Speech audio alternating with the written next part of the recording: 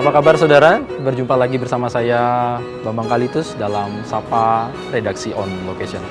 Saudara, pada kesempatan kali ini saya atau Sapa Redaksi On Location akan menjumpai Bapak Kepala Dinas Perhubungan Provinsi Bali dan juga Satgas Penanganan COVID-19 Provinsi Bali. Nah, kita ingin mengetahui bagaimana perkembangan atau evaluasi selama masa pengetatan dan pelarangan mudik yang baru atau beberapa minggu yang lalu. Kemudian kita ingin mengetahui bagaimana antisipasi Provinsi Bali terkait kemungkinan arus balik masyarakat yang akan datang ke Bali. Untuk itu jangan kemana-mana, ikut saya dalam Sapa Redaksi On Location.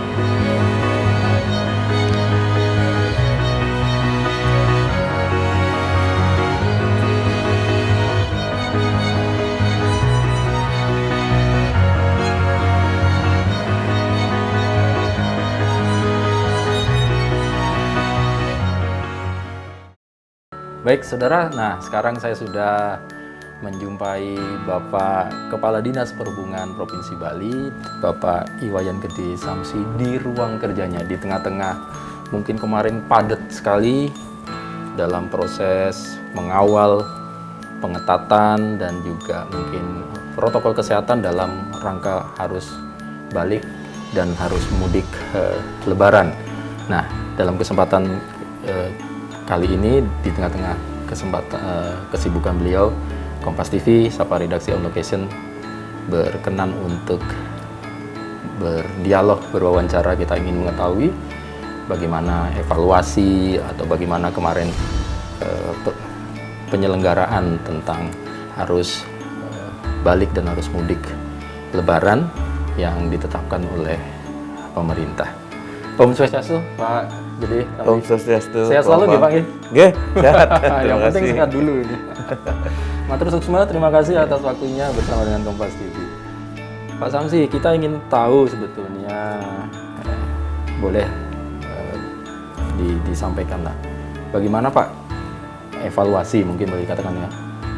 Kita tahu kemarin ada proses apa boleh dikatakan pengetatan, kemudian ada pelarangan untuk mudik Lebaran dan kemudian sekarang juga sampai ke arus baliknya. Tapi kalau kita mulai dari awal dulu, pada waktu persiapan kita akan proses harus mudik Lebaran ya Pak Samsi ya, terutama kan kita tahu biasanya dari tahun ke tahun termasuk cukup padat arus penyeberangan Jawa Bali, Bali Lombok gitu kan dari tengah-tengah. Kalau evaluasinya kemarin bagaimana Pak Samsi kalau boleh? Oke, makasih Mas Bambang. Ini luar biasa ya. Terima kasih sudah berkunjung. Kalau saya lihat secara umum, ini memang luar biasa pekerjaan ini tahun ini. Kekompakannya, kemudian sinergi kita dengan teman-teman, dengan Dirlantas, Polda sebagai pengawal dari kegiatan ini, plus juga para stakeholder pelabuhan, masyarakat sendiri, semuanya sudah cukup baik. Saya kira masyarakat juga sangat mengerti situasinya, sehingga kita jauh lebih ringan lah tahun ini dibandingkan tahun lalu. Oh gitu ya. Jadi relatifly tidak seriuh tahun lalu ya, gitu ya Pak. Betul, boleh dikatakan begitu ya. Baik. Nah, kalau kita melihat kemarin kan ada masa persiapan. Sebetulnya yang dilarang kan tanggal 6 sampai dengan tanggal 17 ya, Pak Kadis ya. Nah, kalau kita melihat ternyata ada yang dalam tanda kutip ada curi start ini masyarakat ini. Berarti seminggu sebelumnya sudah ada, kita lihat ada lonjakan arus kalau dari beberapa pengamatan di lapangan. Itu bagaimana sebetulnya Pak? Demikian atau seperti apa? Ini memang kita antisipasi. Jadi ketika diumumkan pelarangan mudik ya bulan April yang lalu oleh Pak Dirjen, dan dari Pak Menteri dulu, kemudian Pak Dirjen. Nah, kemudian sampai kepada masyarakat kemudian sudah berancang-ancang mengatur bagaimana caranya mereka mungkin tetap bisa pulang kampung. Ada kemungkinan juga situasi yang mereka hadapi juga tidak mudah ya selama di Bali. Nah, kalau dilihat sih sebetulnya memang akhirnya kita juga antisipasi. Nah, sehingga terjadi pengetatan, pertama pengetatan protokol kesehatan dari tanggal 24 April sampai pelarangan mudik itu sampai tanggal 6. sudah dilakukan pengetatan yang kemudian berlaku menerus sampai tanggal 24 Mei. Jadi kurang lebih 1 bulan untuk pengetatan di protokol kesehatan. Nah, pada saat pelarangan mudik, protokol kesehatan bisa berlaku. Nah, ini situasi ini diantisipasi oleh para pelaju gitu ya, termasuk diantaranya pelaku perjalanan dalam negeri untuk memang akhirnya mencoba untuk melihat, berusaha melakukan perjalanan sebelum masa larangan mudik. Gitu. Ini terjadi Pak? Kelihatan ada lonjakan? Terjadi cukup jelas dari tanggal 28 April, sampai dengan kurang lebih tanggal 6 ya. Pada saat begitu tanggal 6 kita drop sampai tanggal 5, 28 sampai tanggal 5 itu terjadi peningkatannya. Baik, wah. Berarti. Iya, ya. Jadi memang melihat dari traffic ternyata memang ada lonjakan. Masyarakat sesuai dengan data ada arus mudiknya itu sebelum tanggal pelarangan mudik itu ya Pak? Iya. Sementara kalau di tanggal 6-nya sendiri dalam waktu pelarangan sampai dengan 17 ada hal-hal apa Pak? Bagaimana evaluasinya? Kalau dari tanggal 6 sampai dengan tanggal 17 kita di lapangan hampir landai sekali. Jadi sangat sedikit sekali jumlah penumpang. Kendaraan pun kecuali logistik sebetulnya hampir tidak bergerak.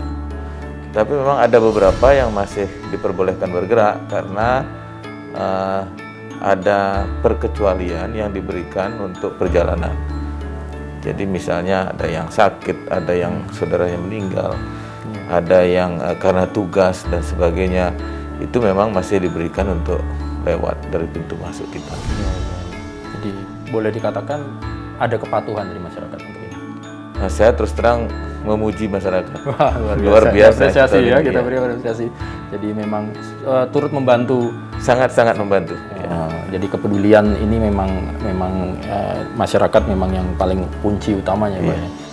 Tidak ada ditemuin Pak kemarin apakah dari kawan-kawan yang ada di lapangan mungkin ada persinggungan dengan kesalahpahaman yang kalau tempat lain kan ada yang sampai viral di mana-mana ini. Kalau ini gimana Pak sih? Ya, Astungkara kita sampai saat ini tidak ada laporan begitu. Memang ada kejadian normal lah, misalnya ternyata dia nggak bawa suket ya, kemudian kita bantu untuk mendapatkan surat keterangan, terutama yang kesehatan. Jadi di lapangan itu disediakan ada rapid test, ada genos yang mereka bisa manfaatkan, walaupun terpaksa bayar sendiri gitu. Tapi sama sekali tidak terlihat perlawanan sehingga di kita juga melaksanakan tugas dengan tenang. Ada kasus memang harus diputar balik Pak mereka? Ya, akhirnya memang tidak bisa putar balik? Banyak. Ya, banyak. Tegas juga ya di lapangan. Saat ditemukan, ya mereka memang diputar balik dan banyak yang putar balik. Karena memang tidak sesuai dengan ketentuan. Kalau yang boleh itu kan yang mereka memang bekerja, membutuhkan kesehatan atau meninggal gitu ya Pak. Jadi benar-benar yang murni mudik ini yang pada saat pengetatan atau pelarangan nggak boleh ya kalau tidak bisa menunjukkan itu putar balik. Petugas tegas melakukan itu juga. Baik.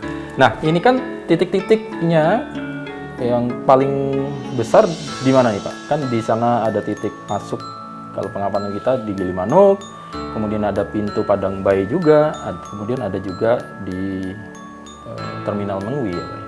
Nah kalau dari 3 ini bagaimana? Kalau mungkin dari Gilimanuk dulu Pak Samsi. Kalau penyekatan ini ya pos-pos sekat yang besar itu ada di Cekik, di Gilimanuk ya. Kemudian ada di Megati ya.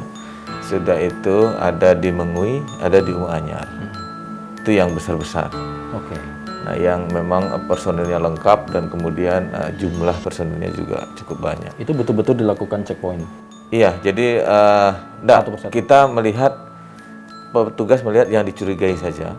Ya, jadi mana yang kira-kira dicurigai, apakah dari sisi plat nomor, dari sisi barang bawaan dan sebagainya, ya kita hentikan. Nah, yang pos yang benar-benar melakukan pemeriksaan surat menyurat satu persatu itu memang di Cekik. Di Cekik ya. Iya. Nah, nanti kita akan lanjutkan loh Kadis lebih ke kan sekarang